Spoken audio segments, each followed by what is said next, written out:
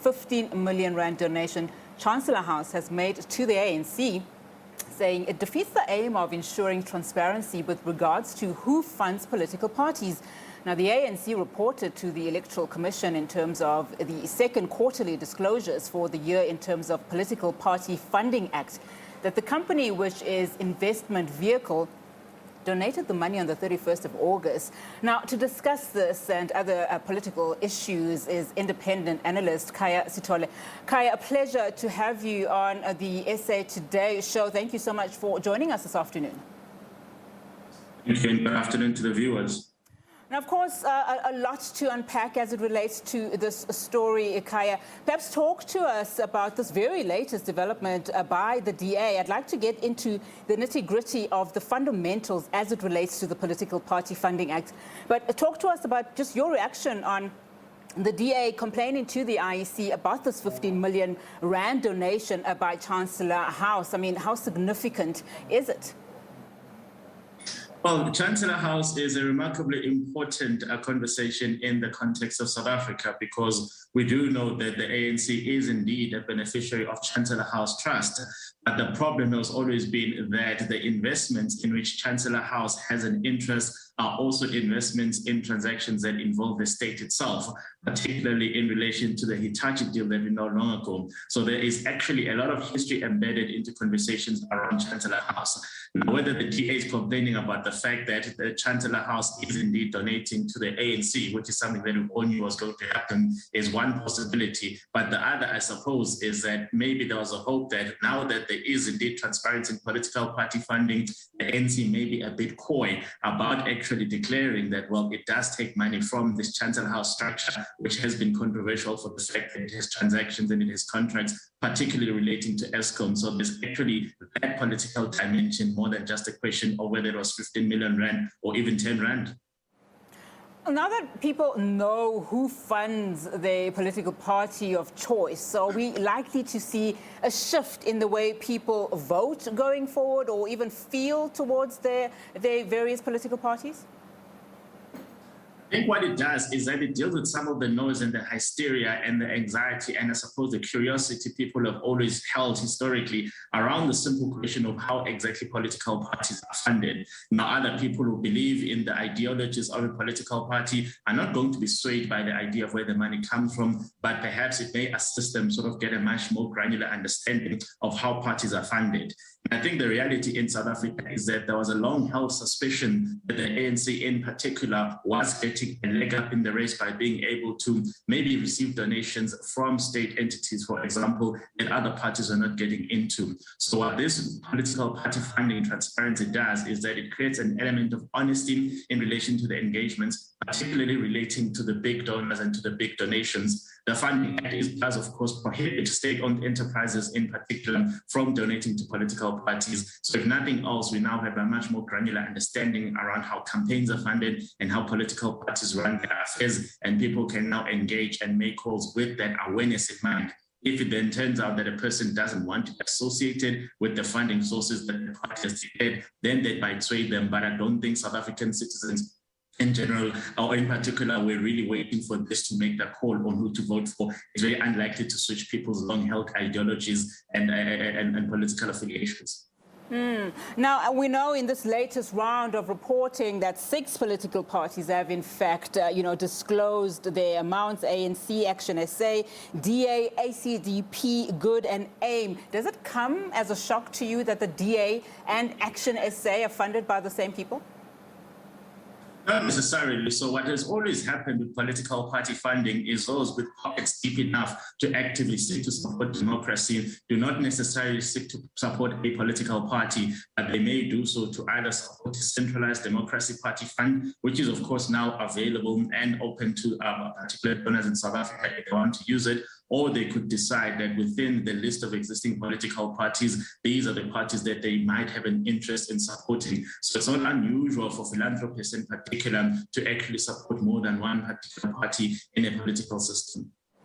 Now, what do we make then of the EFF as the third largest political party in the country, drawing parallels between the Political Funding Act and the SARS Act, saying, that unlike a SARS, they don't need to disclose where an amount that is above the threshold of 100,000 is not received from a single donor. Of course, they are right, but as a third biggest political party, what do we make of that?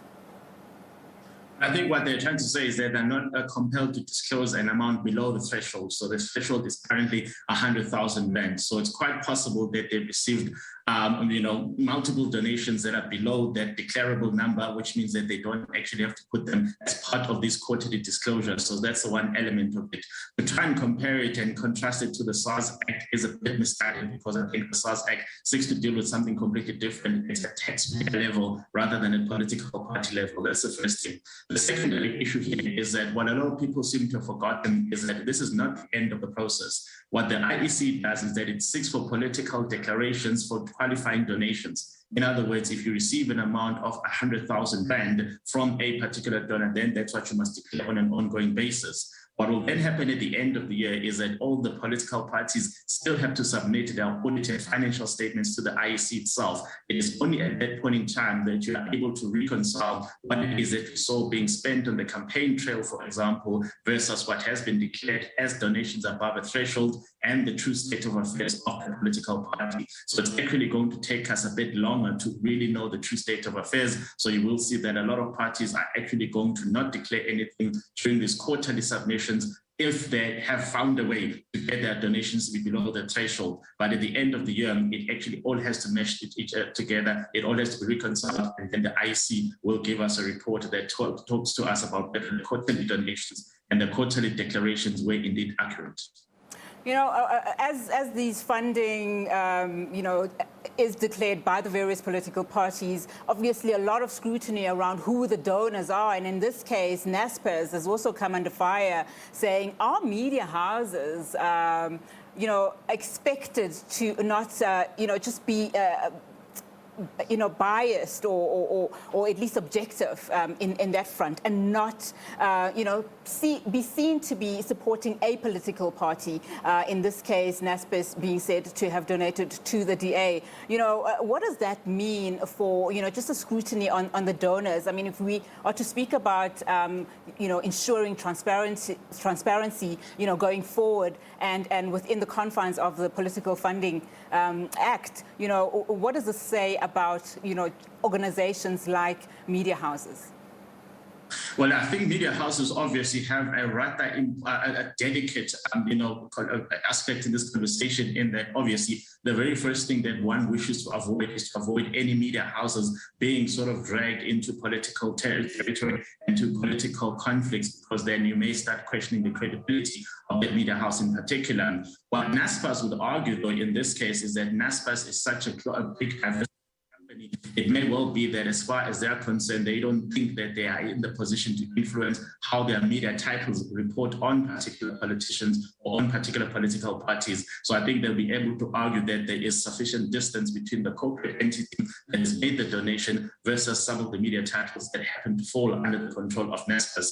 I mean, one way they could see it is to simply say that actually this came from the corporate office, and at the corporate office there's absolutely no editorial inclination or editorial interference whatsoever. That is the argument that they will put forward. But obviously, the true litmus test of whether that is accurate is if political parties monitor maybe the reporting from the Naspers own publications and then still feel that actually it looks like it still remains as objective as it ought to be. But if it then appears to be quite biased in favor of a party that is also funded by Naspers, then of course they'll be called out for that. But I don't think we have any evidence in front of us now to tell us that there's actually been that linear correlation between Naspers donating to a particular party and some of the Naspers titles maybe reporting favorably in relation to that party or extremely unfavorably in relation to other parties. It's something that we're going to have to monitor on an ongoing basis.